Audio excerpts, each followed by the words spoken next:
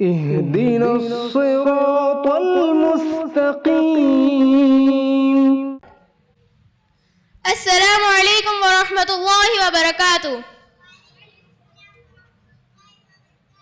نحمده ونصلي على رسوله الکریم اما بعد. محترم صدر اجلاس، مشفق معلمین و معلمات اور میرے عزیز ساتھیوں، آج کے اس اجلاس میں میری تقریر کا عنوان ہے اتحاد و اتفاق ایک عظیم نعمت. وقال اللہ تعالی اعوذ باللہ من الشیطان الرجیم بسم اللہ الرحمن الرحیم واعتصموا بحبل اللہ جميعا ولا تفرقوا واذكروا نعمة الله عليكم إذ كنتم أعداء فألف بين قلوبكم فأصبحتم بنعمته إخوانا. برادران اسلام، انسانی زندگی ایک ایسی زندگی ہے جس کے روزمرہ قیام میں انسان مختلف طرح کی اذیتوں میں ملوث ہوتا رہتا ہے. ایسے دور میں انسان ایک دوسرے کی مدد کا طالب ہوتا ہے، وہ چاہتا ہے کہ اپنے بھائی سے مدد حاصل کرے. ایسے دور میں اسلام یہ تلقین کرتا ہے کہ وہ آپس میں اتحاد جیسی بے بہا نعمت سے آراستہ اور پیراستہ ہو اور متحد ہو جائیں، کیونکہ وہ اتحاد کا ہی ثمرہ تھا جس کی وجہ سے مسلمانوں کی تعداد 313 ہونے کے باوجود بھی کافروں کو شکست کی راہ دیکھنی پڑی تھی. وہ اتحاد ہی تھا جس کی وجہ سے نو مسلموں کے اندر اسلام پھیلانے کا جذبہ ملا.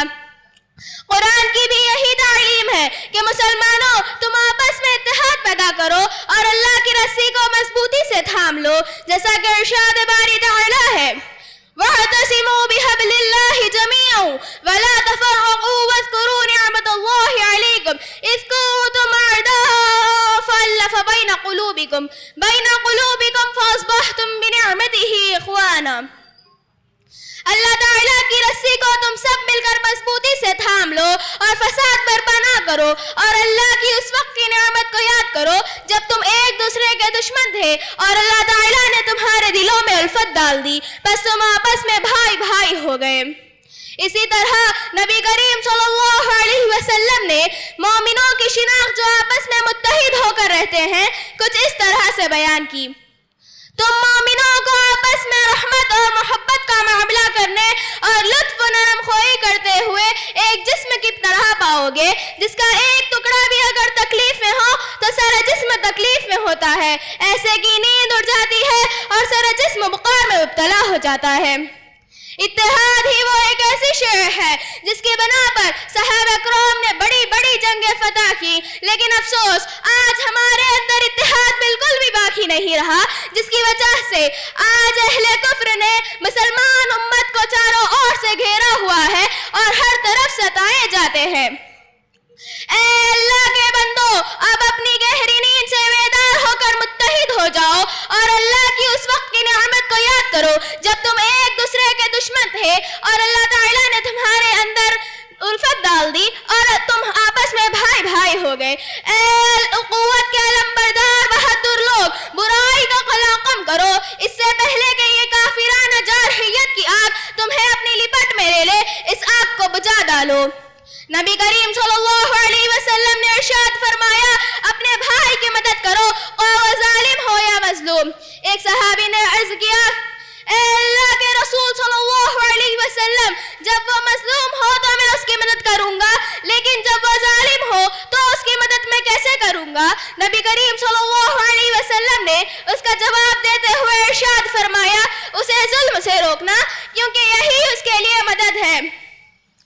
اللہ تعالیٰ نے ارشاد فرمایا اگر تم مومن ہو کر متحد ہو جاؤ تو تمہیں غمگین اور رنجیدہ ہونے کی ضرورت نہیں ہے، جیسا کہ ارشاد باری تعالی ہے وَلَا تَهِنُوا وَلَا تَحْزَنُوا وَأَنْتُمُ الْأَعْلَوْنَ إِن كُنتُم مُّؤْمِنِينَ.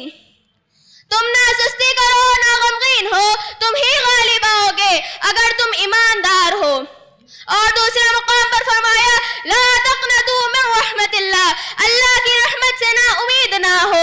کسی شاعر نے کیا خوب کہا ہے عقابی روح جب بیدار ہوتی ہے جوانوں میں، عقابی روح جب بیدار ہوتی ہے جوانوں میں، نظر آتی ہے ان کو اپنی منزل آسمانوں میں.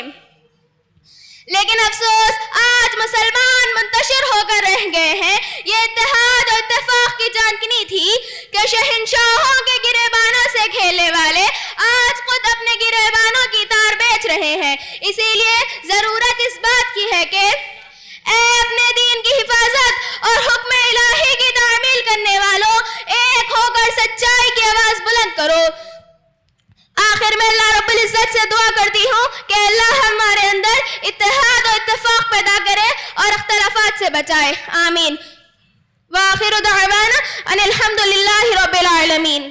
اس ویڈیو کو آپ اپنے رشتہ دار اور دوست احباب کے ساتھ ضرور شیئر کریں اور سبسکرائب کریں اور بیل آئیکن کو دبانا نہ بھولیں تاکہ مزید آنے والی ویڈیوز وقتاً فوقتاً آپ کے لیے اپلوڈ کرتے ہیں آپ اس سے مستفید ہوتے ہیں۔ جزاک اللہ خیر، والسلام علیکم ورحمۃ اللہ وبرکاتہ۔